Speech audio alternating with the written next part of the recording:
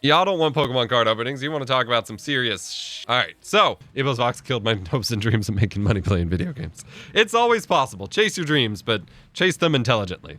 The biggest piece of advice that I got about my career, actually, there are two that go together, and this is going to seem bizarre as hell. The two best pieces of advice I ever got in my career, in terms of actually shaping how I worked, were one was from my mother, one was from Total Biscuit, the late John Total Biscuit Bain. I miss him so dearly. And that his piece was not given directly to me. Just to be clear, it was in something he posted, but that's not the point. Total Biscuit's advice was to find the people that are doing things that you want to do in terms of career, jobs, gigs, whatever, or something very, very similar to it, and reverse engineer how they got there or what it takes to do what they do. So if you see your favorite streamer, your favorite content creator, your favorite Instagram, I mean, if they're just like one of those rich kid travel Instagram TikTok stars, then your reverse engineering is that you need to be a trust fund kid, so good luck on the respawn. But you know, someone who actually really, really worked to get where they are, you reverse engineer how they got there, the steps that you think would take to get to that point, and the things that they would have to do in their day-to-day life to make that job happen. And I started that with Total Biscuit himself. I looked at it and I was like, okay, he runs an esports team. I kind of wrote that one off because I don't care about doing that or care about esports all that much. So I wrote that one off. But like, he's got the esports team. He's part of a big group podcast. He's involved in the network stuff. He makes YouTube videos as his core like content, as well as his live streams. You know, I identified all the different things that he did by looking through his channels and his social and things like that, including social, who's got to manage that, how you distribute the content, and worked back and forth. And then I also analyzed, you know, his content. I started following TV around the Kata days, the World of Warcraft Cataclysm. A buddy introduced me to him, and I just found him kind of amusing, even though I didn't play a whole lot of World of Warcraft. But that was right around when he started his WTF Is series and started really getting into the games journalism side of things. But I went back from there as well. I was like, okay, he started mainly doing like this WoW content stuff. He comes from a radio background. He really got his foot in the door with the WoW radio stuff, and then started doing more games journalistic stuff, started going to events, becoming an advocate for things, and followed that path, and then applied that to what I wanted to do. And I did the same thing with Linus and Linus Tech Tips and reverse engineered their way, and did that with as many of my favorite content creators at the time as possible to really kind of piece together the steps that I wanted to take. The piece of advice from my mom that I picked up on was, because she is an English teacher, and she always wanted to be a writer growing up. And her piece of advice was, you need to find your dream career, the core idea or the thing that you want to do, which for many of you may just be playing video games for a living, and identify, like draw it on a piece of paper, and identify the jobs around that thing that you could also do. You know, the whole idea of like aiming for high and settling for middle or whatever. Don't treat it as the middle, but like the things that would enable you to do what you want to do for a living. So at the time for me, it really was play video games for a living. I wanted to be a games journalist. I wanted to write for game mags back in the day. And then I wanted to be a gaming YouTuber and blah, blah, blah. Cause I got into YouTube with the first wave of YouTubers doing gaming stuff blowing up. And I was just like, this is the thing I want to do, man. And so I identified that, and I was like, what careers could I pursue around that? And I got into journalism. I dropped my computer science program that I wasn't at all really sticking with, and moved colleges into a journalism program. So I identified the jobs around that. So for example, instead of just being a gamer for a living, of course, you got games journalists. You've got support staff for game studios. I could do writing. I could do photography. I was actually designing my own game. They weren't anything worthwhile. That was not a career I could pursue, but I was designing my own game stuff. I could do hosting esports event. I could do the live streaming aspects. That was slowly starting to become a thing. You know, all these different things so I could find the right path. And that is what actually led me to tech, in that suddenly making the gaming content, especially for the lack of success I was finding at the time, which I think with the right like marketing and metagaming experience that I have now, my wife and I could have actually been very successful YouTubers, other than the fact that our lifestyle we would have dropped it anyway. But we were doing co-op gaming stuff right before that became the thing. Like our show/channel name at the time was Let's Play Together. We were doing co-op Let's Plays. Like boyfriend, girlfriend, co-op Let's Plays, right before that became the hot thing to do. We could have been on that trend, but it just wasn't working out. But I was getting stressed out. It really damaged my relationship with gaming, but I still wanted to be I still wanted that kind of career. And so in order to find that direction without hating it so much and still learning it was to go into the tech side. I started making software tutorials. I started, getting into gaming gear. I was doing gaming headset reviews. And suddenly those were the more popular things. We were all using Fraps and DxTory at the same time. And then from there, as we were all using DxTory, a little program called OBS came along. And with the original OBS back in 2012, 2013, OBS Classic, I started making some tutorials. It was a free to use program to stream and record your games. You didn't have to pay for it. You didn't have to pirate it. It had some really compelling features. And no one was making videos on it. And I did, because I made videos on everything. I made videos on how to do the Harlem Shake on YouTube when they added that Easter egg in. I made videos on all sorts of stuff like that. As time went on, those became the most viewed videos I ever made. And so I went from chasing a career where I play video games for a living to I'm a tech YouTuber now and a tech educator after that. But ultimately, it was the path that I should have been on. And I found that by trying to find by reverse engineering and finding the right steps towards the career that I wanted. And so you may find yourself in a career that's either adjacent to or completely out of left field from what you expected to start with. But by taking the steps to achieve that career, you are then going to get into the one that you want. And with streaming, the same thing. Find your favorite streamer, really break down. Don't just think about it on a casual level like, oh, they just stream and they log off and go to sleep every day? No, they do a lot. And so you break down what what collaborative work they do. You really got to hunt for it sometimes because not everybody promotes it very well. What collaborative work they do, what other work they do for other people. You can even ask them. In fact, back in 2014 for a college project, I interviewed Austin Evans. This was right after his whole apartment fire thing. And I interviewed him about how he got to where he is, what he did, what a day in a life of Austin Evans looks like. It wasn't for a video that I published. It was for a school project. But I did that. And I just reached out to him and he agreed to it. You can... Most creators, well, that's not necessarily true, but a lot of creators will be friendly to that kind of thing if you approach it in the right way where it's not serving your own self-interest. And I don't know. I really think that's the way to go. So that's my advice to someone starting new on Twitch or for streaming in 2021. Rest in peace, Total Biscuit, you beautiful bastard. Miss you so much. Still have his poster on my wall. Still have his shirt. I actually put it in a keepsake box because it's starting to fade. But, Okay, yes, interviewing him was in my own self-interest, but not it wasn't self-promotional or anything like that. He asked at some point what I was doing, but it wasn't check out my channel, collab with me, even though you have no idea who I am and I have no collab ideas. Let me make a video where I said I got to talk to Austin Evans. None of that. It was just, I want to figure out how you do what you do. Please inform me. Mr. Austin, not Duncan. It's interesting to hear your side of the story. Have you ever had a real moment where you thought, damn, I made the wrong turn? I don't think this is going to answer your question, but I technically have an answer. So I firmly believe that I have multiple what would be major milestones in my career where I could have spun something into something really, really successful, more so than I have now. And I didn't make the right move to capitalize on it. But that's hindsight is 2020. And that's also coming at it with the experience and the knowledge that I have now, which I did not have at the time, and thus did not have the capacity or the wisdom or the maturity to act on it at the time. And these go back really far. So for example, one of my first big breaks on YouTube, I had just made a new channel, which is now my secondary Vox Bites channel. I just made a new channel and was trying to be serious about this whole game streaming thing because my previous channel had some copyright issues. Whatever. I was getting serious, not game streaming, but game YouTubing. Streaming wasn't really a thing yet.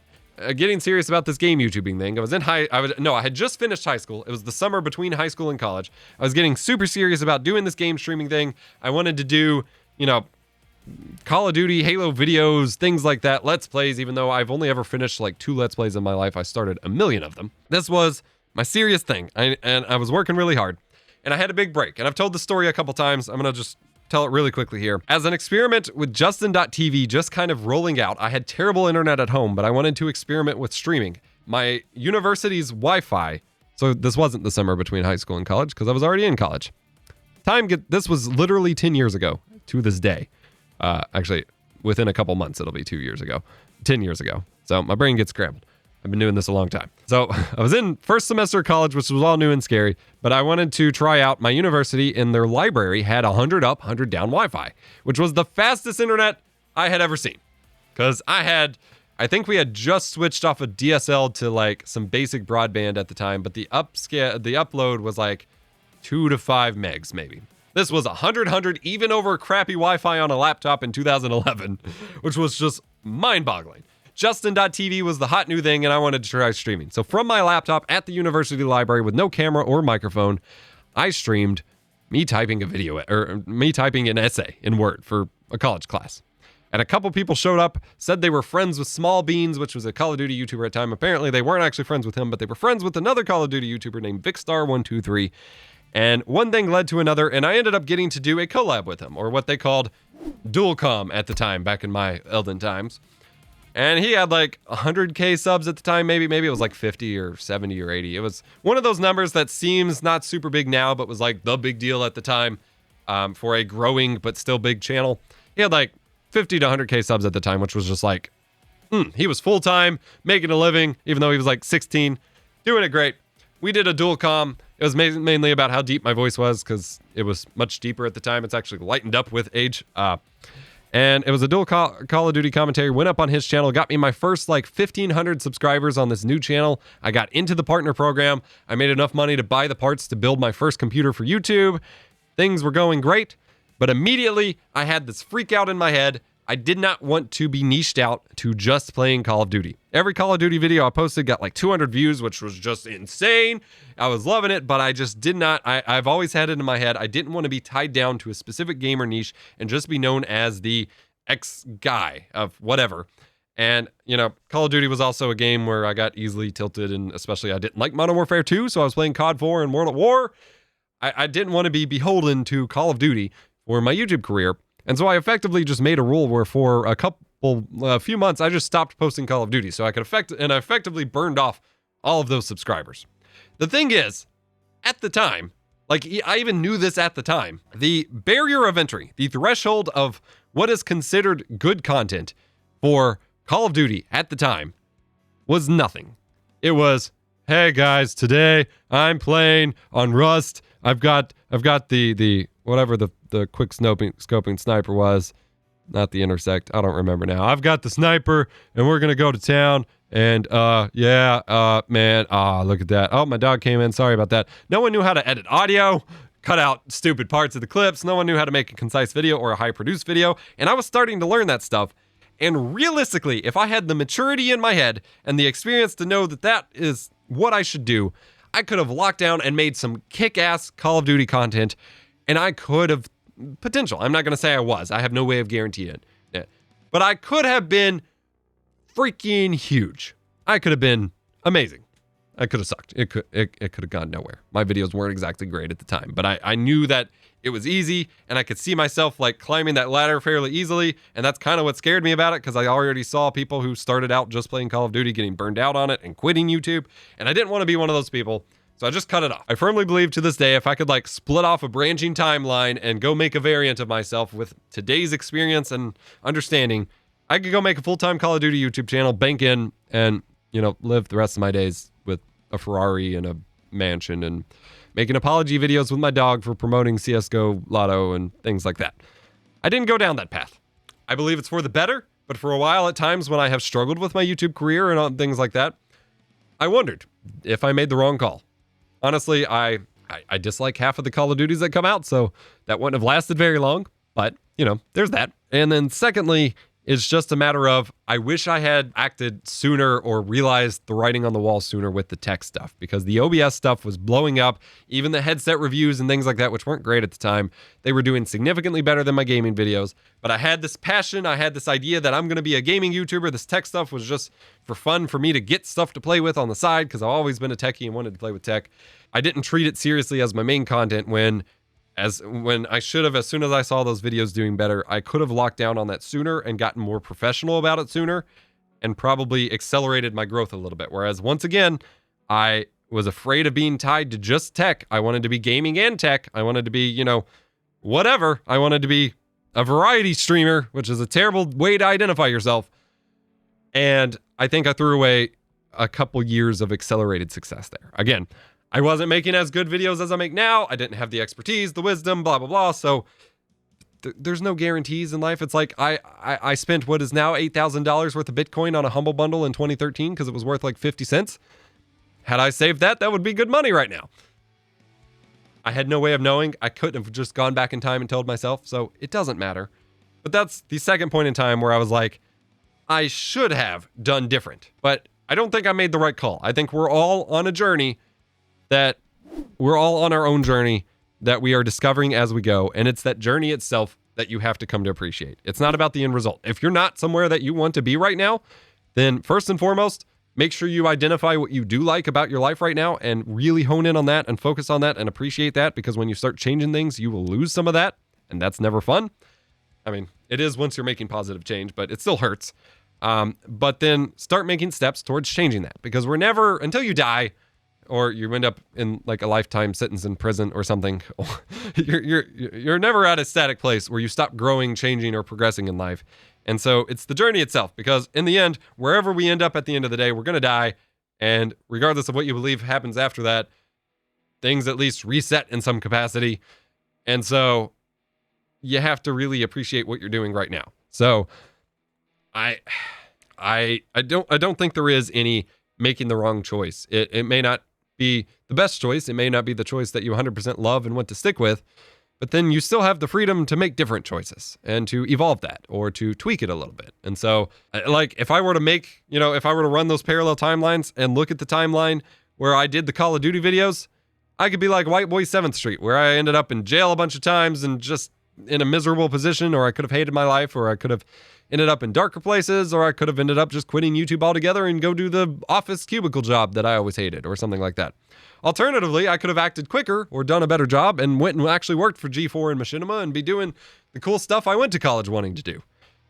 There's infinite timelines and possibilities, and none of that matters other than the here and now. And so the end goal success doesn't really matter so much as figuring out what you're doing now and what you want to do differently.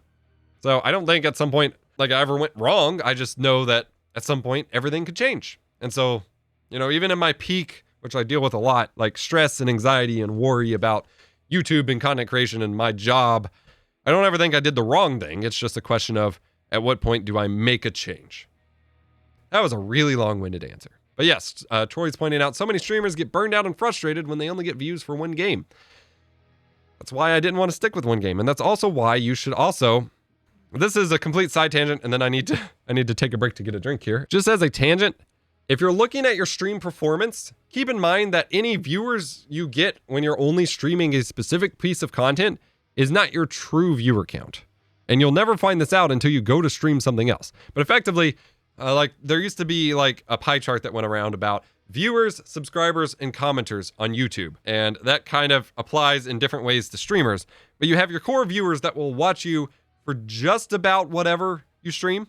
And those are your actual like consistent viewers. Those are your long-term paid subscriber customers that are always going to come back to your brand if you were a product or something like that. But then you have viewers that are only hanging around based on the interest that you're streaming. So a trendy product idea, they're only here to see your newest movie, those kinds of analogies. And those are good to capitalize on. And if you can chase trends and do so in a healthy, sustainable way, chase those a little bit, but you still need to be building the smaller, more tightly knit community that is going to watch other stuff. And if you tie yourself to one thing that no one else wants to watch you doing anything else, then you're a one-trick pony that will inevitably not be able to continue doing what you're doing because you sold yourself as doing one thing. At the same time, if you don't identify a greater concept of what you do, you're also screwing yourself. So I cannot stand it when someone says they're a variety streamer.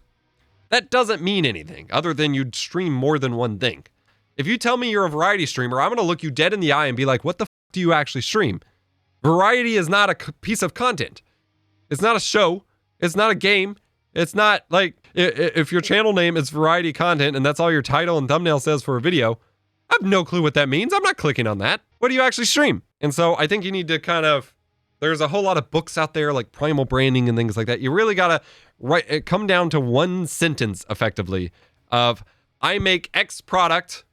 Product is video, service, content, social posts, whatever, for Y people who believe Z, which is effectively the primal branding code, which is you make a certain type of content for a specific audience who enjoy, who appreciate, who support some concept, some idea, some belief, some whatever. It doesn't have to be super deep. I make tech education videos for people who want to master their tech, or more specifically, I make tech education videos for people who want to master their streams and make better content, content creators, and who believe that that's important, I guess. I don't just make random videos about variety tech topics. That doesn't tell you anything. It's like a resume. Like if you show up at a job interview and they're like, so what are you good at? And you're just like, some things here and there, a variety of things. You're not going to get hired. But you're like, I'm really good at leading a team to do X, or I'm really good at getting Y result, or I'm good at project management or something like that. You're going to be more likely to get your job. And I think everyone who identifies themselves as variety streamers are just, their streams aren't necessarily bad. They're not necessarily bad streamers. They're bad marketers for their stream. They're bad at marketing their streams. And that's a huge part of it. So I guess you could argue by nature of sucking at telling people what you do and getting people to watch you, you're bad at your job. But that doesn't necessarily represent the quality of their stream, just to be clear there. I'll be honest, I hate marketing or trying to sell things, including myself. I used to be the same way. Well, that's not true. I am still the same way. I ended up leaving retail jobs whenever I got to go full-time on YouTube, which has been a very long time now. I ended up having days where I just did not go to work because I was basically having panic attacks about not wanting to go because I hated sales so much. The normal part of retail jobs of just stocking shelves and helping people check out and all of that was 100% fine. But when they started pushing, like, you got to sell credit cards, or you got to sell pre-orders, or the game guarantees, or you gotta sell cell phones when I did Easy Tech. I'm like, I'm here to fix people's computers and help them understand technology, not sell them a cell phone for twice as expensive with a super expensive credit down payment than they could get across the street at AT&T directly. That's bull. I can't stand that. And when it comes to actually asking for money for things that I do, I rarely do it because I just don't like it. I don't feel like, I get imposter syndrome or don't think it's worth it, or I gotta deliver the most perfect thing ever for someone. But when it comes to the thing that you do well, especially when it's free access content, there's no harm in marketing something you provide for free that isn't hurting anyone.